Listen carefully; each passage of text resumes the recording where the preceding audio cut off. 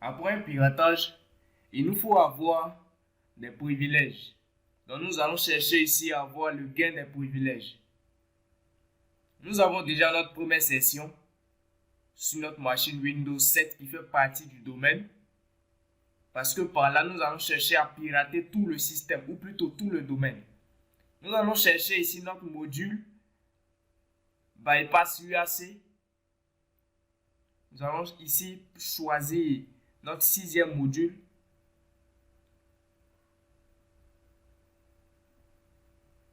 Nous allons taper plutôt option. Ok, ici.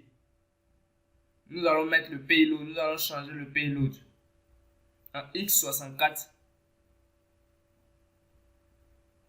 Puisque notre machine Windows 7 est en x64 ou 64 bits. Le port, nous allons le changer. Notre LHOST, nous allons mettre notre adresse IP.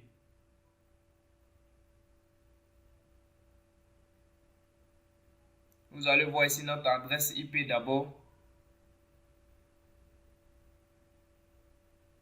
Le target, nous allons mettre 1 pour pouvoir le mettre à x64.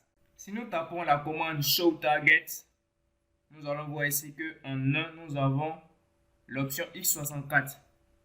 Nous allons taper set session 1. Ok. Nous allons lancer notre exploit et patienter jusqu'à ce que nous ayons une session. Vous voyez ici, nous n'avons pas eu de session. Ici, comprenez que notre utilisateur n'est pas un admin du domaine ou n'a pas de privilège. Donc, pour passer en administrateur sur son système, ça sera un peu compliqué. Nous allons utiliser ici une deuxième faille, qui est la faille ms16.0.32. Vous tapez use 1, ou plutôt use 0.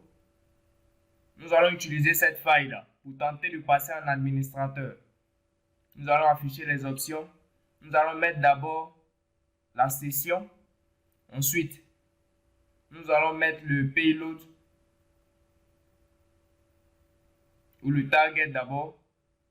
Après cela, nous allons mettre le payload ou le port. Ensuite, le payload. Affichons les options. Ici, il y a l'LHOST à remplir. Nous allons mettre notre adresse IP, puis taper la commande exploit. Nous patientons encore. Je profite pour vous dire que cet exploit nous permet aussi de pouvoir passer en administrateur sur un système.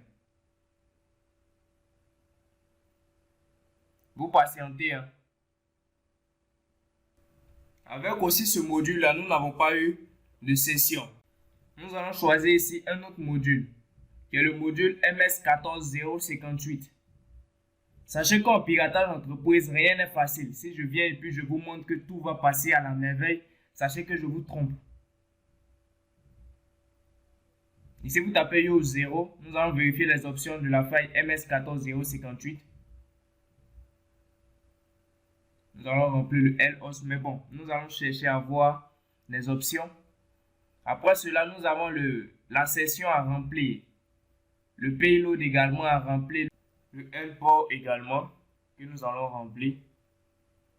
Ensuite, il y a aussi le LHOST. Ou plutôt, tout ça déjà rempli. Nous avons rempli ici le target. Le target ici. Et puis la session. Puis il y a la session que nous allons remplir. Option pour voir si tout a été pris en compte. Ok, nous allons lancer l'exploit avec la commande exploit ou run. Le module, bien sûr. Tout a été changé, vous voyez bien ici. Tapons show target. Pour ceux qui ne comprennent pas pourquoi nous avons mis 1, vous allez voir ici show target. Show target. Ok, vous voyez ici. Le 1 correspond au x64. Nous allons lancer maintenant la commande exploit. Bingo! Nous avons ici une deuxième session. Nous allons taper 6 infos. Nous allons patienter un peu d'abord.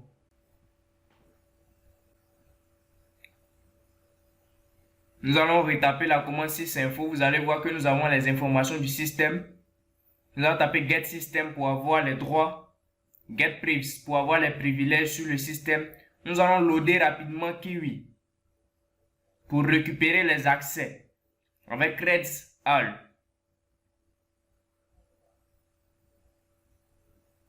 Bingo, nous avons ici les accès de l'utilisateur dans le domaine et les autres utilisateurs qui se sont également connectés au domaine. Très récemment, bien sûr. Leurs accès ont été récupérés avec succès. Tapons la commande help. Ensuite, nous allons taper la commande hdump pour pouvoir dumper tous les accès en MD5 qui sont sur le système. Cherchons à prendre une capture d'écran de la cible avec la commande screenshot.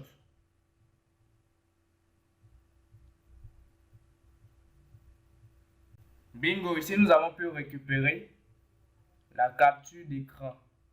Nous allons aller dans Fichier, ouvrir le dossier. Allons dans le dossier route, bien sûr, où ça se trouve. Nous allons voir ça en bas ici, de l'échelle. Ok, vous voyez ici. Si nous repartons sur notre terminal, nous allons voir ici le nom. Vous voyez le nom ici de la capture. Nous repartons sur notre dossier. Vous allez revoir le nom ici. Vous voyez ici, descendons encore. Ok. Vous voyez ici le nom.